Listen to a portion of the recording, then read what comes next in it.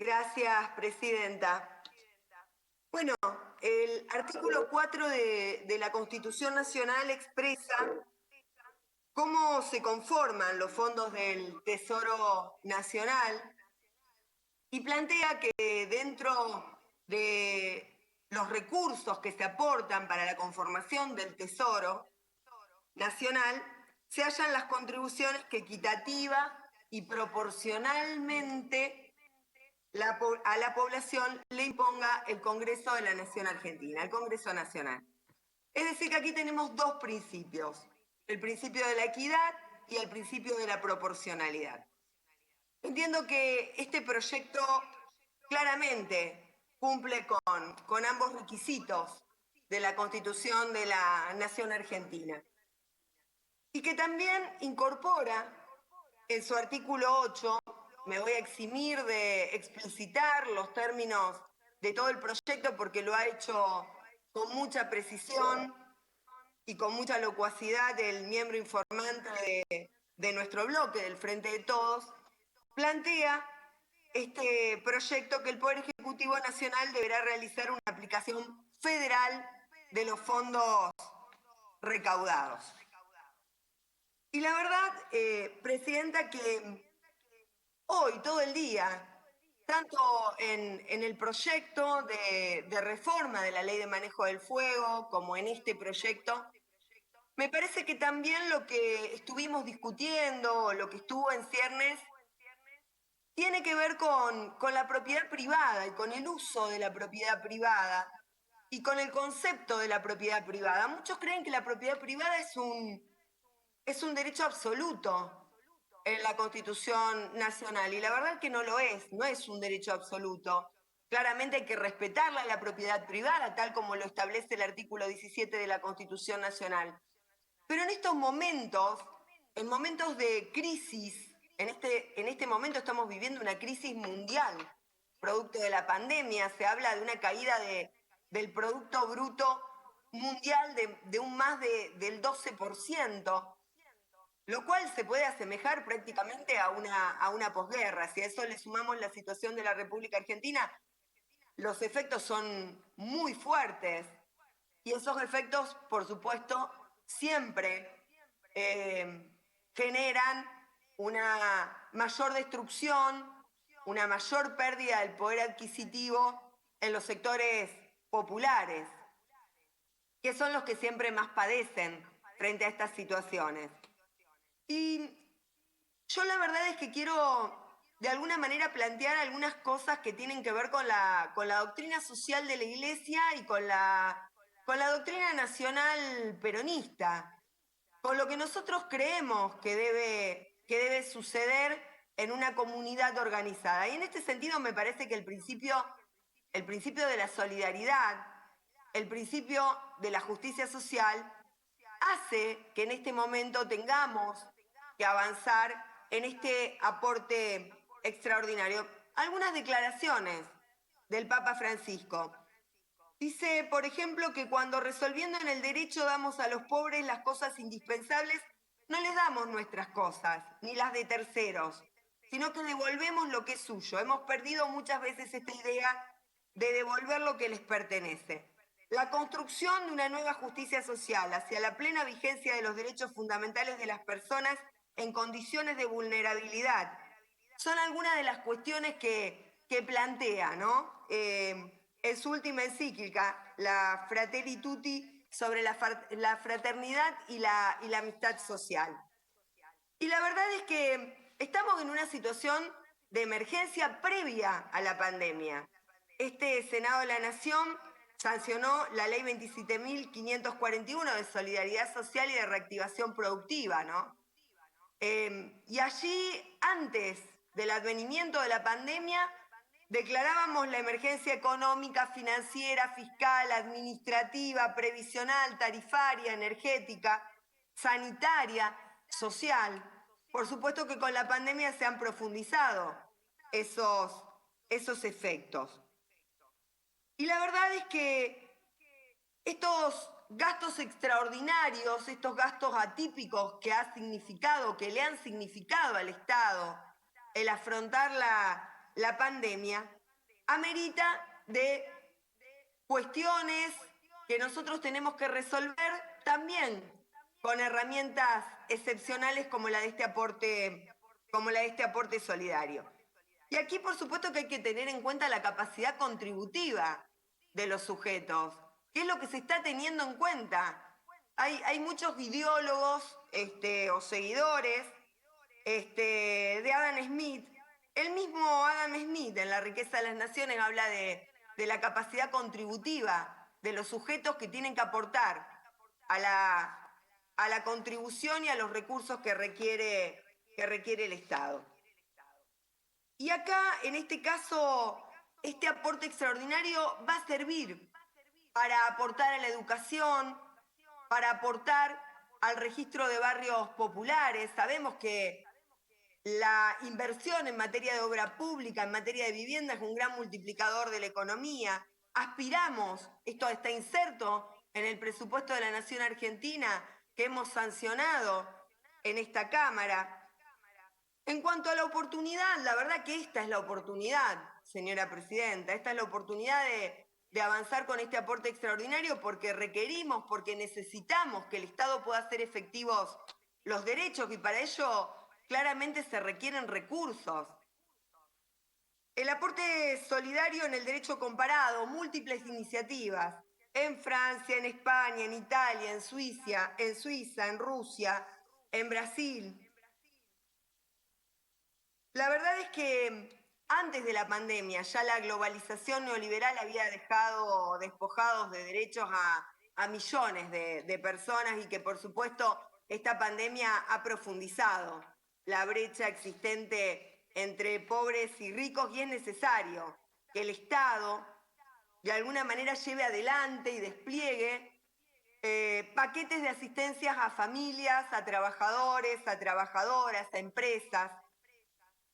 Y en cuanto a esto, escuchaba antes a un senador preopinante hablar de quiénes se habían expedido. Bueno, la verdad es que sí, el diario financiero conservador, el Financial Times, se expidió, publicó una editorial en la cual admitió la necesidad de que los gobiernos lleven adelante reformas que reviertan la dirección política prevalecientes en las últimas 4 décadas, admitiendo que la crisis y la situación claramente era anterior a la de la pandemia.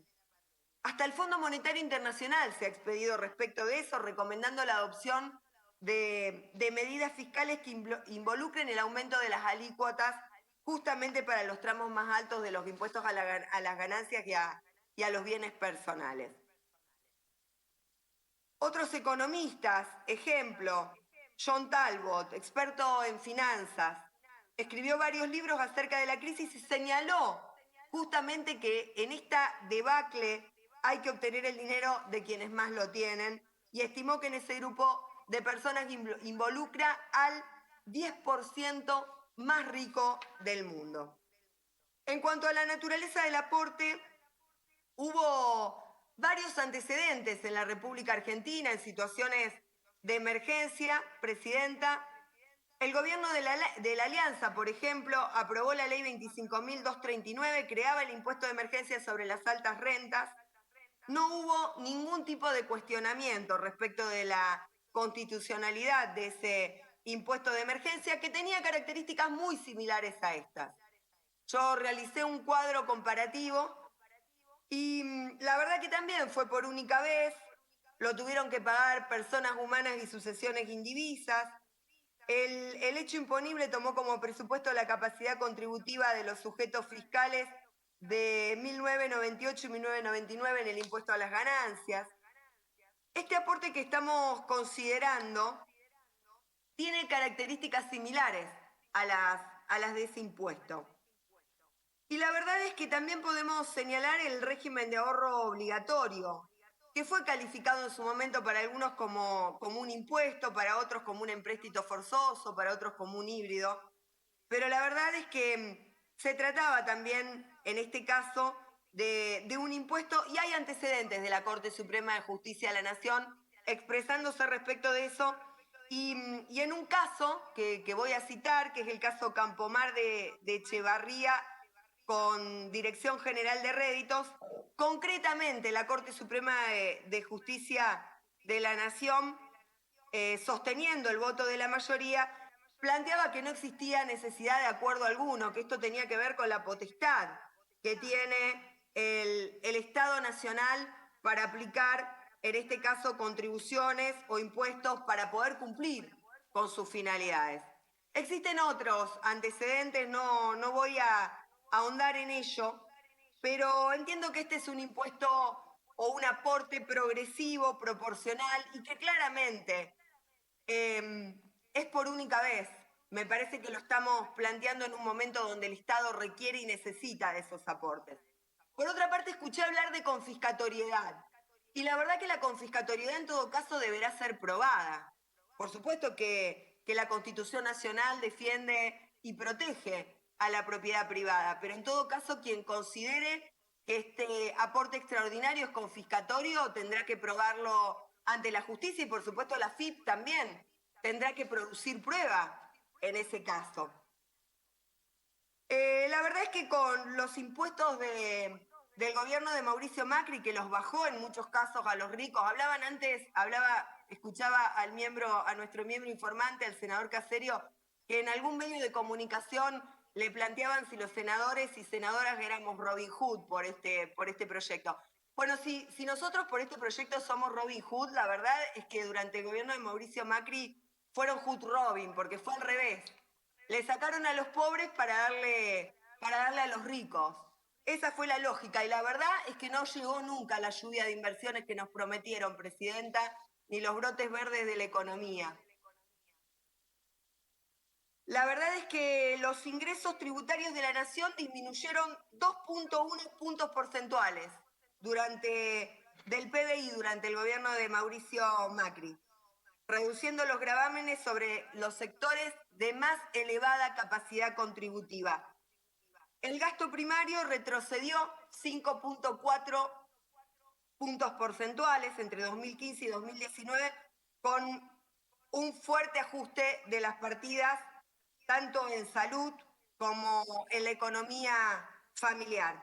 Y por supuesto que los intereses de la deuda, estuvimos tratando el otro día, la sostenibilidad de la deuda, la recuperación de la sostenibilidad de la deuda, aumentaron 2 puntos porcentuales del Producto Bruto Interno. Mire, Presidenta, yo escuché hablar mucho de pymes, de reactivación económica. Quiero decirle que durante esta semana en mi provincia sucedieron dos hechos que fueron muy importantes.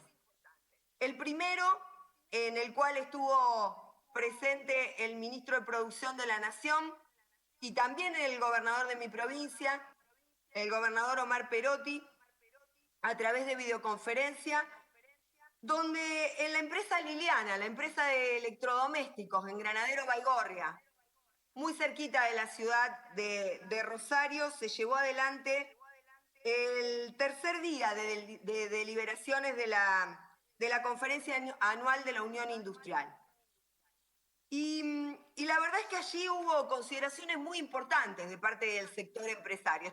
Habían empresarios de todos los sectores de la industria de mi provincia, de la provincia de Santa Fe.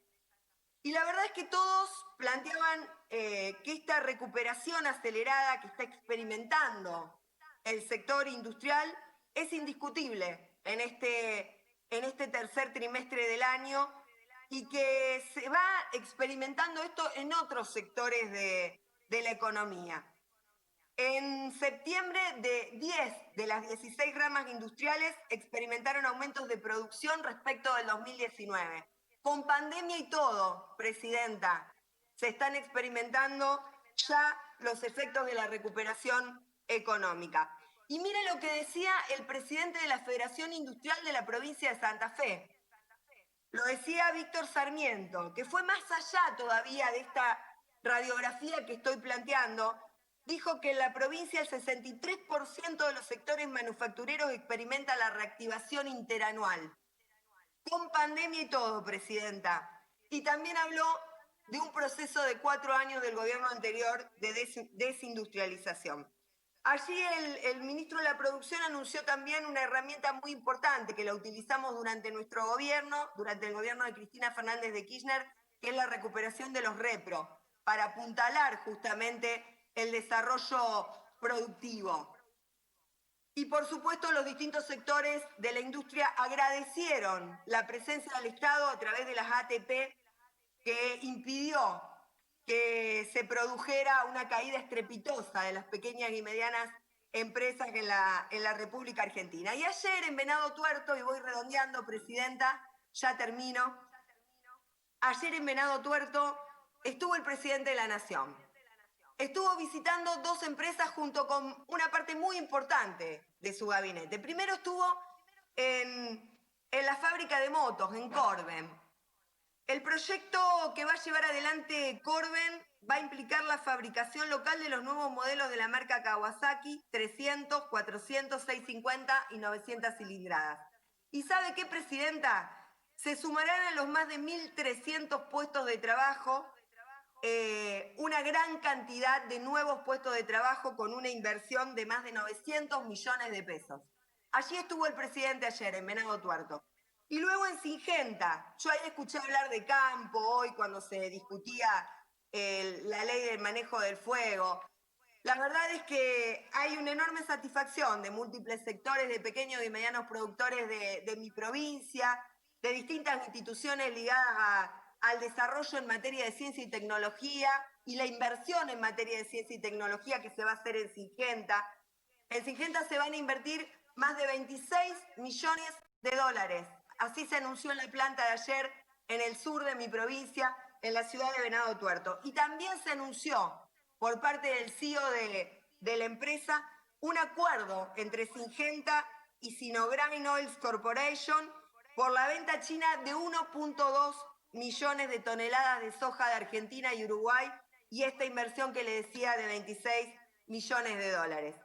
Mire, Presidenta, si queremos hacer efectivos los derechos económicos, sociales, medioambientales, culturales en nuestro país, claramente necesitamos un Estado que sea capaz de recaudar. En este momento pedimos un aporte excepcional y creemos que este aporte cumple con los requisitos de solidaridad, de justicia tributaria y que seguramente van a apuntalar la recuperación económica. Por todo eso, señora Presidenta, por todas estas razones, es que voy a acompañar positivamente este proyecto de ley. Muchas gracias.